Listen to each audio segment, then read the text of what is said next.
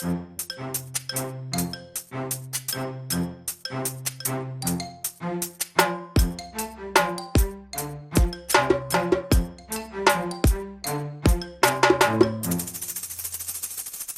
warm welcome back to the Information Security Stack together with me, Daniel Gustafsson and Kim Hindert. Finally back from vacation and a bit of a pause in the podcast, but now finally back in action again. So we are going to kick off this fall and winter with a session where we're going to do a little bit of a roundup about our favorite topic in the world, GDPR. Well, it's not actually our favorite topic in the world, but we are forced to talk about it a lot. So here we are. So Kim, let's start with and catch up with some activities that's been going on during the summer. Actually, we can start in Sweden. Yeah, actually, a lot of Swedish public authorities and government agencies has gathered together, made an analysis. Can we, as Swedish government agencies, use Teams? And this is because, if you haven't noticed, we have started using video connections a lot more. Hint, it has something to do with a small virus somewhere, I think, at least. So everyone goes very, very much all of a sudden into doing video and remote work. So that's nice. It's been a thing, let's call it that, the last year and a half. It's been a thing. But that's pretty amazing thing, because this wouldn't have worked 20 years ago. No. We would have been forced to go to work and just tough it out. So I think so. Actually, in this case, a lot of video service can actually claim we saved a lot of lives. Yeah, for sure. So, but and that said, of course, they made a good and proper analysis, and they made exactly what you do, because I always face the argument it's either on or off. GDPR totally forbids you to use Teams or Zoom or anything else, or it totally allows it, and there's nothing in between. No, it's a not on or off scenario. It's a matter on how you use it. If you have a car, it's perfectly legal for you to have a car. That said, you can drive your car illegally very well. Oh, yes. Rest assured, I know I've got fined a lot for doing exactly that. So you can speed. Not only can you speed, you can run over people. You can not have insurance on your car. So there's a lot of ways. So I'd say it's the same with all IT services. It's a matter on how are you using them and what risk do you connect to that. Yes. What risk do you see by implementing them as an organizational tool? And this was very good. It was a good analysis when they said, we see a big risk with how the data is handled within Teams, especially the Active Directory part where you need to register an account and have that, and how that is handled. And if they were to implement this across the organization, they saw a major risk of the users handling it, processing data in the wrong way with these tools. And that's a good thing to observe and take into account. So they started by looking for alternatives that do not have the risk of FISA. And I repeat, this is solely a United States legal issue. It has to do with legal authorities in the US. So there's no way any type of agreement can help and resolve this. There's nothing the vendor themselves can do, except move from the United States. So that's which we can't force them to do if they are from the United States. Exactly. So that's the part, but that's you perfectly understand. So if the vendor is an American entity, then they are susceptible to FISA. And FISA is a big issue. And that's a risk. So you have to evaluate that risk. Of course, they could have said, we are only going to use Teams for coffee break chatter and banter. Yeah, sure. Okay, go ahead. Do that. But all of a sudden, when we start to use Teams for more sensitive stuff, then we have the issue, are we really certain our users will do it correctly? all the time. And yeah, that's a tricky part. That's a slippery thing. So, that said, I mean, let's take the example of autobahns. We have roads in Germany that have free speed limits. Yep. And people might think here in Sweden we have speed limits and say, but that's bad. Why not let the driver himself decide the risk they want to take, how fast they want to go? It's the risk up to the driver, so why not let the driver take that risk? Yeah, you can argue that, absolutely. Let's now imagine that the driver is not driving a car, he's driving a bus full of school children. Yep. Should you still allow him to take the risk he wants? Let's let the driver decide what risk he wants to take. Or should we put some restrictions that you're not allowed to take that many risks? You should be a lot more careful when you drive school children than when you are by yourself in your car. Yep. I think everyone can agree that they make sense. So if you're a government agency handling millions of people's personal data and integrity, it's not you that will be hurt. It's not you that will be affected. No. It's all the all the millions of data subjects that you're processing. Those are the ones that will be hurt and affected. So the risk should reflect that. So it's not your risk alone to take. No, and you don't have the authority over those people to make that risk assessment for them either. That's not your decision. It's their decision. Yeah. So this is the important part. So that's why. So, but at least they made a very good statement and looked through it and decided that no, it was too high a risk to use Teams. Yep. And believe me, when we ask and when people say, yeah, but I want a yes or no. No, it's a matter of risk. And do we accept this risk or not? That's the thing. That's the tricky part. And unfortunately, there's no well-defined guidelines on this. They're coming more and more, but absolutely, they're still. So we can see, but yeah.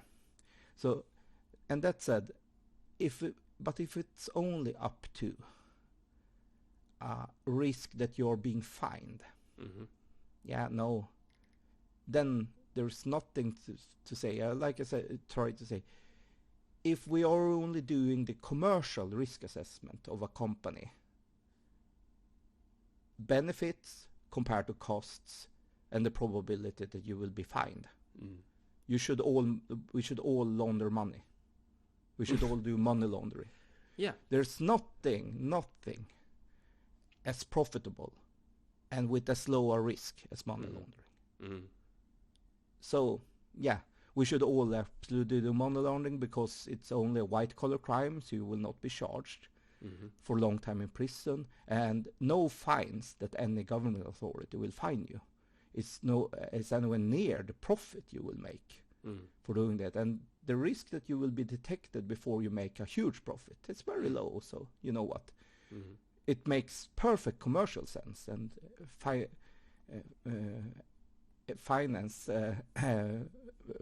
it makes perfect business sense to do money laundering, but it's not ethical. It supports terrorism, it supports crime, it supports so we have an ethical principle somewhere where you need to rely on values and say no, it's wrong doing money laundering, violating people's integrity, digital integrity, is wrong. So don't talk about it as a risk from a perspective, oh, we might get fined. No. It's what happens if we leak data about individuals. Will they get hurt? That is the first and foremost risk you need to take and into consideration. Disregard any of the fines. Those are just if it's fines only that will do you that, I dare say you don't have perhaps the correct values, and then we can argue, are you suitable people to work in a public agency then? Exactly. So no, I think you need to be very clear that when you look at the GDPR, it's for the protection of the integrity of the data subjects you're processing. And those are the risks you need to consider first and foremost. Yeah. But like I said, these government agencies made a very good analysis and considered it and said, yeah, okay, now we see the risk way too big. Yeah. That this will be hurt. And yeah, then they said, let's need to find a EU alternative. Similar thing has happened to Zoom in Germany.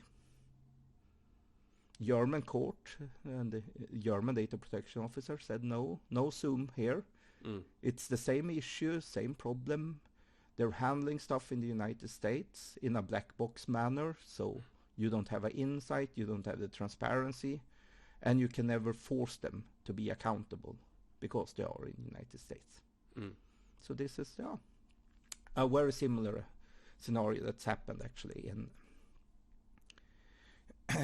in Zoom. And a very interesting thing was that the German court took up a case where a German public authority had actually done a really good and deep analysis of data protection impact assessment of Office 365. Yep. And took it to court and say, but we have done a really, really proper risk assessment, and we feel the risk is small enough compared to what we are using it for, so it should be okay. And we can live with the FISA risk. And they were overruled and say, this is not an appropriate impact assessment, because they have never even considered if there are fully European alternatives that doesn't have the FISA risk. It doesn't even need to be European alternatives. This is also a topic we can discuss. It can be UK-based, it can be Japanese-based, it can be Swiss-based, it can be Norwegian, just that it doesn't expose a risk of FISA. It can't be Chinese, because Chinese has similar laws than FISA, but the other ones, those can be possible alternatives, and they consider you have not even looked for a fully European alternative. No. So before you expose anything to the FISA risk, you need to have a very, very valid motivation why this is totally impossible to get within Europe. So that was also very interesting. So essentially the ruling was that they were lazy, essentially. They had just gone with the easy option out, essentially. They had actually looked into the options of European providers. But they had done 1,000 times more than most companies. They had actually done for sure. No. They done the proper due diligence, but the ruling essentially was, well, you only look to what was comfortable, essentially. Yes, exactly. So you didn't search anything closer, and then said. So this is also interesting ruling in Europe now, because the best thing they can do is force companies, organizations to start look to European alternatives in the first place. Because really, why should we expose things to FISA and take that risk if it's not needed, if it's not necessary? Exactly. So you need to have really good motivation why it's totally impossible not to have it. That said, I do wish there's more companies in Europe that run on platforms within Europe, because the sad part is a lot of really great service providers here in Europe that provides awesome SaaS services. They run it on Amazon because that's what they know, and of course I think it's natural. And that's sad, because that breaks a lot of possibility. And once again, coming back to the fact that we need European providers, right? When there isn't a boatload of them either, which is a problem. So the options are, there are options, but you have to kind of look for them pretty hard to find them, and that's where you tend to take the easy route instead and go with what you know and what is available and where you started. And we have talked about this before in the podcast, that the American hyperscaler has a clear lead in that regard. Their marketing and their brand is way more recognizable than any of the European providers. So that's an issue. We need to get more European providers into it. But speaking of which, Kim, so if I were to choose a company based in the US, we talked about this over and over and over again. FISA kicks in, right? But what happens with a company that is Swedish, for instance? Let's take an example out of the blue. A Swedish company who then gets acquired by a, for instance, UK-owned company. So from the UK instead of the US. Now, as you know, Brexit is is the Brexit completed now? Is it done? Yes, it's officially done now, because that sort of went into the backwaters of every newspaper when COVID hit, right? Yes, it's officially done. Brexit is done. So the UK, or England, I should say, is standing outside of EU currently. How bad is that if a Swedish company or European company, EU-based company, gets acquired by UK owners? What happens then?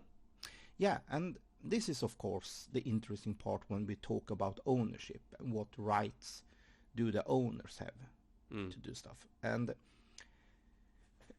this is important to understand a bit. I think we need to look at the European perspective, and a lot of people wonder, why are GDPR so totally adamant about it being within EU, and as soon as it's within EU they really don't care anymore and say, yeah, fine. It's a matter of accountability. Let me give an example. If a Romanian individual violates Swedish law, it doesn't even need to be Romanian law. The Romanian individual might work remotely for a Swedish company.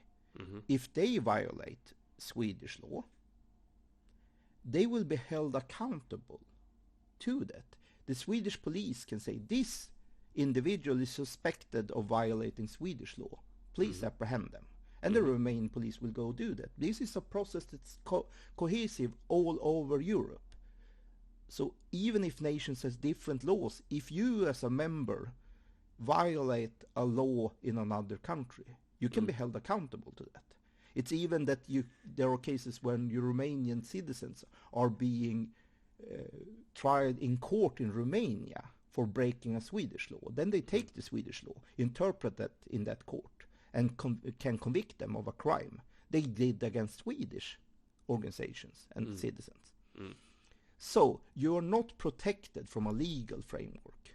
You're also protected, on the other hand, against crime from a comprehensive legal framework all over Europe. So it goes both ways. So you cannot avoid extradition and facing accountability for a crime you commit. But you're also protected from any other Europeans. They're not guarded by being in Hungary or France if they commit a crime against Swedish citizens. The same way, I as a Swedish person, if I try and hack a company in Romania, they can hold me accountable for that. The thing that citizens can decide in finally if they are actually convicted of a crime is where they want to serve their sentence, if it's in Romania or Sweden. Yeah. But either way, so no, the law enforcement is functioning all over Europe, even if there's no protection. If you work for a Romanian company and say this is not a law in Sweden. No, if you've assigned and committed to upholding the Romanian company's laws locally to Romania, yeah, sorry, you can face accountability for that. And that is true for GDPR. That's a regulation all across Europe. You face accountability regardless of where you are in Europe. You have nowhere to hide. Yeah. But it's always the same protection as well, so you know that. So regardless if you're a Romanian, Hungarian, France, or Swede, you all serve under the protection and obligation of GDPR. Yeah. So that's it. And then you have countries that they have actually made an adequacy decision, that the European Commission has investigated them and say they have a legal framework that supports this. Norway is one of them. Switzerland was one of them. Japan was one of them earlier. United States was under Privacy Shield one of them. So we forget. 2 times in a row, United States tried to do this with Safe Harbor and Privacy Shield. And both times they failed because the European Court of Justice said, no, they have FISA. So what's the difference then? People say, but the UK intelligence can illegally hack anyone. Yeah, because Yes, they have snooping laws as well, right? Yeah, exactly. But it's a difference. This is a matter if you legally can obtain data, Mm-hmm. or if you illegally need to have it. Yeah, CIA can hack you, of course. Mm-hmm. That's true. This is not the protection regarding that. It's a protection if you can be legally obligated to hand over data, and especially then data about your customers, for instance, if you're a provider. Mm-hmm. This is the important part. So this is the part that FISA grants the right to legally do it. They don't even need to illegally try and do something. They can just go to a court, secret court, and say, we want to have this information, and then get legal permission to get this information. Right. And you cannot object to that, and you cannot even protest to that. This is protected by European courts. So if, for instance, a UK owner say, we want to access data regarding data subjects that's being processed for other clients from our Swedish company. We own you. Yep. So we want this system access, and we want this data regarding your both either data subjects or customers in a legal manner. Yep. Guess what? They can't do that legally. That's a legal order. Right. The data protection officer can go to court, or they can go charge them from police protection. They can say, no, you're not allowed to have system access. Just because you're an owner, you're not allowed to have system access to information you're not authorized to handle. Yep. There's nothing says. So you have to respect GDPR and the privacy it comes with, regardless if you're owned or not. The same law applies. And that's why it's important. UK has committed in their legal framework to uphold GDPR for all European citizens. They have snooping laws, but it's very opposite to FISA. Their snooping laws is only for the UK citizens. They reserve the right to do extra snooping on their own citizens. And the EU say, yeah, fine, that's your issue with your citizens. But they, in law, have written that they're not allowed to do this with anyone outside with of the European Gotcha. citizens. So that's a big difference. And the same is here. So there are no legal recourse for a owner to automatically get information that are under privacy protection that they are not obligated to have. So let's say, for example, we as a cloud processor, we process data on behalf of customers. They come and give data to us. We're a cloud provider.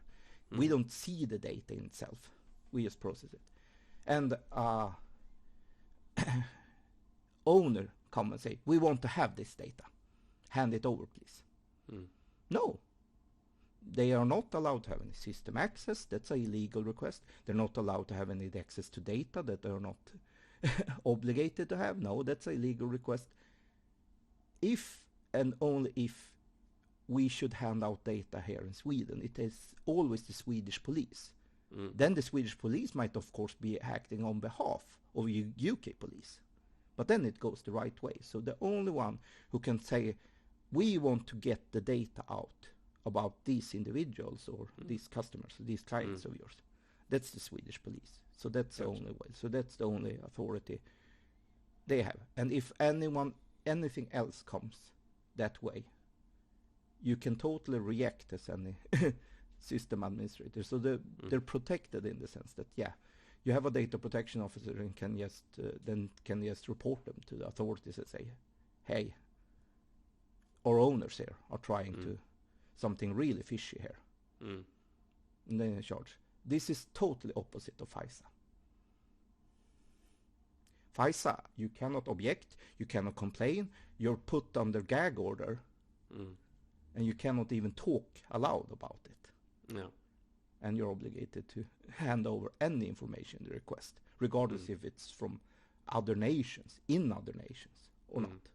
So it's a very different scenario, because it's all based on what are the legal frameworks in place to protect this. And UK has stipulated in their laws that they uphold the European GDPR laws concerning European citizens.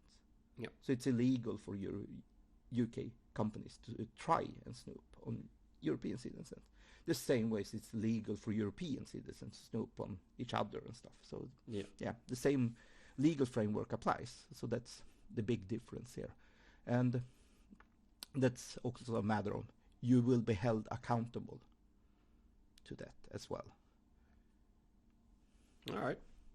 So that's that about that then, essentially. So now we cleared that out. So UK better than the US currently, as we stand. UK doesn't have FISA laws that are extraterritorial and has different standards concerning their own citizens and others. They allow for higher protection for foreigners than they do for their own citizens. So it's whatever you do, don't move to the UK. Stay out of the UK. So that's interesting. But no, So I say, but that's also in a sense when the UK left EU doesn't have the right to say we don't think you're treating your citizens okay. No, they left the EU, but I say if you don't think your own government is treating you correctly, you have the ballot box of changing that. Yep, that's when I'm violated by US government. I can't go and vote in the US.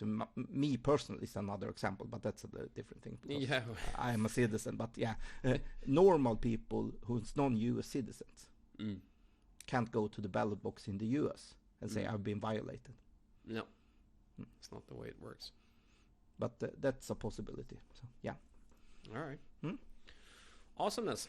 Is there anything else that happened this summer regarding GDPR we need to bring up to the table? Yeah, a few fines actually. We should mention that Amazon is facing a 746 million euro fine for violations of GDPR. So now we're starting to talk about fines that are appropriate, measured. Because this has been a complaint that we haven't had this fine culture of fines in Europe the same as USS, which is record fine. So WhatsApp faced a 225 million euro fine, and Amazon faced a 746 million. You know what the sad part with Amazon is? No. This will not even affect their margin. No, their bottom line is not going to get any worse from that regarding that. But still, so yes. Well, fair enough. It's still a hefty fine. You can't get away from that portion. So. Is it a done deal, or are they under investigations? Now, of course, they complained and overruled it. Of course. But so it will take some time before this settle down. But at least this was Luxembourg that actually fined because that's where they have their European entities or registered European entities. So that's what. But but that says a lot on how big they are.